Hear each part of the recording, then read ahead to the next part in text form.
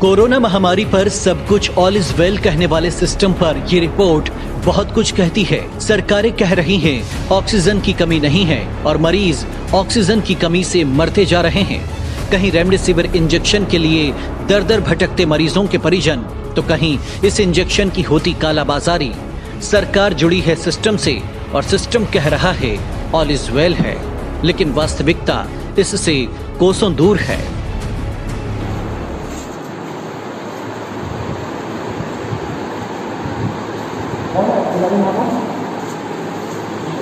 ये गाड़ी यहाँ खड़ी है, वहाँ लोग मर रहे हैं। कौन परमिशन देगा?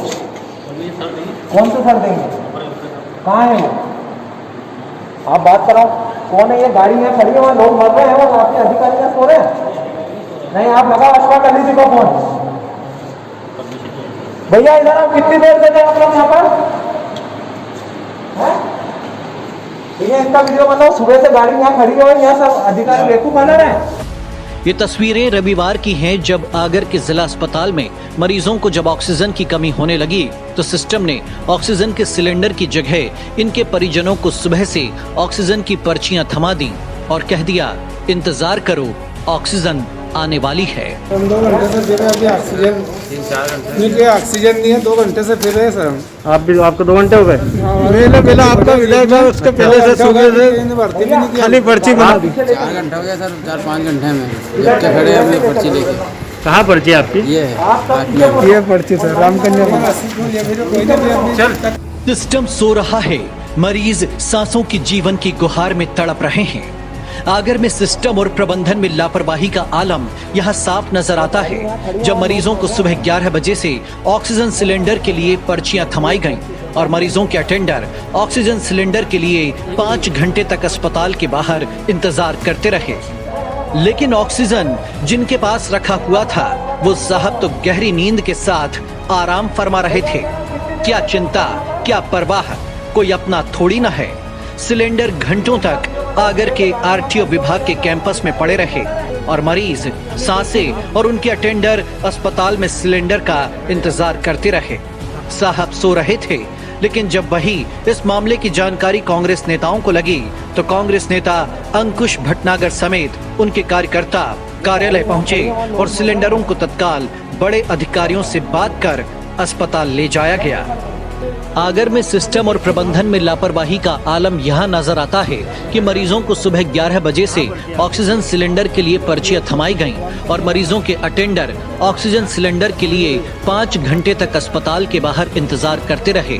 लेकिन ऑक्सीजन सिलेंडर अधिकारियों के समन्वय की कमी से घंटों तक आगर के आरटीओ विभाग के कैंपस में ये सिलेंडर पड़े रहे। वहीं इस मामले की जानकारी जब कांग्रेस नेताओं को लगी तो कांग्रेस नेता अंकुश भटनागर समेत उनके कार्यकर्ता कार्यालय पहुंचे और वहां अधिकारियों से बात कर सिलेंडर गाड़ी के माध्यम से अस्पताल लाए गए। तो लोग परेशान हो गए थे हॉस्पिटल में। विधायक जी भी आए थे, विधायक जी ने बोला कि ऑक्सीजन की कमी नहीं होनी थी। मैं आरटीओ ऑफिस गया, जहाँ देखा कि गाड़ी सुबह से खड़ी हुई थी और कोई प्रशासन का तालमेल नहीं था, कोई अधिकारी का तालमेल नहीं था। लोगों की जाने जा रही है और प्रशासन का कोई कोऑर्डिनेशन नहीं था। जब मैं पहुंचा तो वहाँ एसडीएम साहब और तहसीलदार साहब को बुलाया और बुलाने के बाद आपके सामने 60 सिलेंडर की गाड़ी लाया हूँ जो लोगों को मदद हो रही है। इससे पूरा आपके सामने खुलासा है कि प्रशासन का तालमेल में कमी है। तालमेल अच्छे से करो। मैं ये चाहता हूँ कि मेरे आगर की जनता अच्छे से जिए, एक ऑक्सीजन के लिए आदमी को भटकना न पड़े।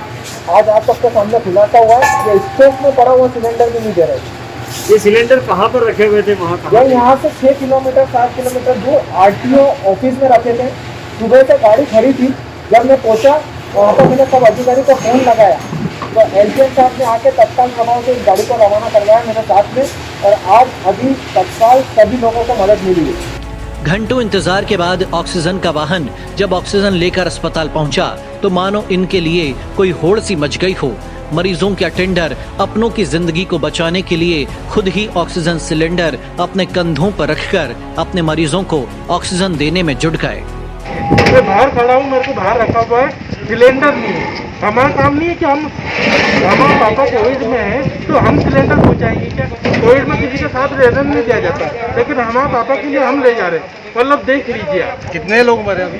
अभी करीबन मान के चलिए 4 से 5 लोग हैं, पर 6 लोगों को मेरे सामने ले गए। वो 2 डेड बॉडी कब मरी है नहीं पता। इस लापरवाही से पहले की एक तस्वीर ये भी है जब मरीज के परिजन स्थानीय विधायक विपिन वानखेड़े और अधिकारियों के सामने अपने मरीजों को बचाने के लिए ऑक्सीजन के लिए रोते बिलखते हुए गुहार लगा रहे थे, लेकिन लापरवाह सिस्टम और बेपरवाही इनके दर्द को कैसे समझे, क्योंकि वो इनके नहीं जो अस्पताल में सांसों की जंग लड़ रहे हैं। तो और असुविधाएं यहाँ पर मरीजों को हो रही है, उसी के चलते आज हम यहाँ पर आए हैं। मरीजों को हमें जानकारी मिली थी पानी की समस्या है, सब मरीजों के लिए पानी, जूस, दूध लेकर आए हैं हम कि ताकि उनको अच्छे से अच्छा पोषण मिल सके, आहार मिल सके। और हमारा प्रयास है कि इस प्रकार से हम हमारे आगर ज़िले की जनता को ऑक्सीजन की कमी से बचा सके, अन्य दवाइयों और इंजेक्शन की कमी से बचा सके। इसी के लिए आज जानकारी देने के लिए आए थे। हमने आज यहाँ पर आकर निरीक्षण किया है, डॉक्टरों से चर्चा करी है, मरीजों से, उनके परिवारजनों से चर्चा करी है और बेहतर से बेहतर सब व्यवस्थाएं जुटे, इसके लिए हम लोग प्रयास कर रहे हैं। क्या सुविधा आपको अंदर दिखी है? कई सारी समस्याएं हैं। मैं व्यक्तिगत तौर पर इसके लिए शिवराज सिंह जी को जिम्मेदार मानता हूं, जिनकी वजह से आज मध्य प्रदेश में ये हालात बने हैं।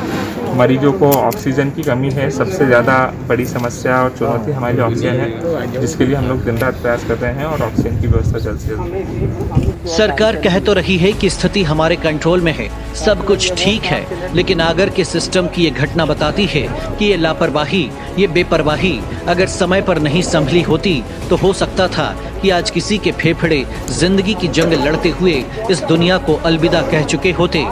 बहरहाल सब कुछ ऑल इज वेल है तो सिस्टम को अपनी जिम्मेदारी भी समझनी होगी और उस पर खरा उतरने के लिए ठोस कदम भी उठाने होंगे, नहीं तो अधिकारियों के इस समन्वय की कमी, जिसे नादानी कहें या बेपरवाही, हो सकता था ये किसी के अपनों को छीन लेती। Bureau news, Agar live.